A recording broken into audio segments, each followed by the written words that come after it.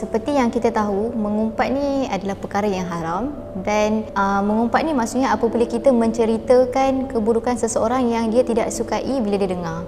Sebenarnya ada beberapa mengumpat yang dibolehkan, makcik bawang sekalian, ada mengumpat yang dibenarkan.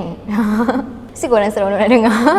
Okey, mengumpat yang dibenarkan ni ada disebutkan, digariskan oleh Imam An-Nawawi. Di antaranya adalah apabila seseorang itu telah dizalimi. Okey, harus bagi seseorang yang dizalimi untuk menceritakan kepada hakim ataupun kepada pemerintah mengenai orang yang menzaliminya agar hak dia itu dapat dikembalikan. Yang ini disebut dalam Al-Quran dalam surah An-Nisa ayat 148. La yuhibbullahu al-jahra bisu'i minal qawli illa man zulim. Maksudnya Allah tidak menyukai ucapan buruk yang dengan terus terang kecuali oleh orang yang teraniaya. Selain itu, kita dibenarkan untuk mengumpat apabila kita meminta bantuan untuk mencegah kemungkaran dan mengembalikannya ke jalan yang benar. Okey, contohnya seseorang ini melihat jirannya melakukan maksiat dan tidak mampu untuk menegur jiran tersebut.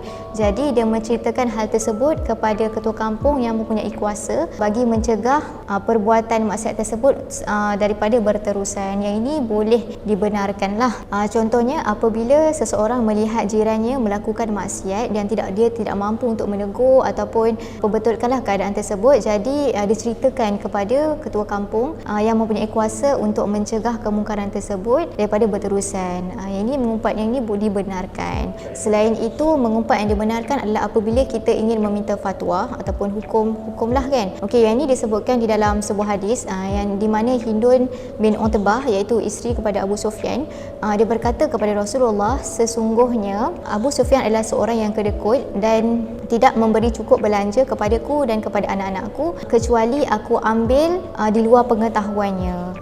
Lepas tu Rasulullah SAW menjawab, ambillah secukupnya untukmu dan untuk anak-anakmu secara baik. Jadi dekat sini kita nampak yang Hindu ni dia ceritakan keburukan Abu Sufyan, tapi tujuannya adalah untuk mengetahui hukum lah. Yang ini dibenarkan. Okey, dan yang keempat adalah menceritakan kepada orang ramai untuk tidak melantik ketua ataupun pemimpin yang diketahui seorang yang zalim ataupun tidak amanah. Yang ini boleh tapi sekadar yang perlu sahaja. Jangan melebih-lebih lah. Orang Malaysia ni suka melebih-lebih sikit. Okey. Okay, dan seterusnya dibenarkan sekiranya orang yang diumpat itu melakukan maksiat secara terang-terangan. Contohnya dia minum arak ke ataupun pergaulan bebas secara terang-terangan ke, harus mengumpat perbuatan maksiat tersebut secara terang-terangan kerana mereka sendiri sebenarnya tak anggap maksiat itu sebagai satu aib. Jadi dibenarkan. Tetapi hanya boleh mengumpat pada perbuatan maksiat itu saja, tak boleh lebih daripada itulah. Okay, dan yang seterusnya adalah untuk mengumpat untuk tanda pengenalan diri. Yang ini biasanya untuk gelaran lah. Gelaran yang kita panggil seseorang untuk kita kenal dia. Contohnya macam kita panggil mak pendek ke, mak jenin ke, si tempang ke, si bulat ke kan.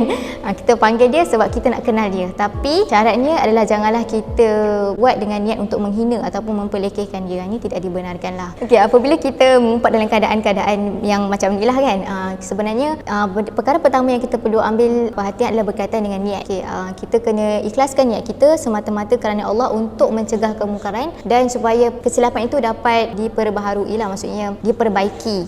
Jadi kita tak boleh nak mengumpat secara lebih-lebih, tak boleh, sekadar yang perlu sahaja kan untuk menjatuhkan seseorang tu. Okay, jadi makcik-makcik bawang sekalian, anda boleh mengumpat. Ada cara untuk anda mengumpat tapi dengan cara yang betul lah, bukan mengumpat daripada kita nak menyelesaikan masalah ni tiba-tiba dah masuk berborak kosong dan sebagainya. Itu tidak dibenarkan di dalam Islam. Tapi menjadi masalah bagi tokok tambah daripada cerita pasal dia mengantuk dalam mesyuarat saja boleh masuk cerita sampai lain, itu tak boleh lah. Itu seolah-olah kita nak menjatuhkan diri dia.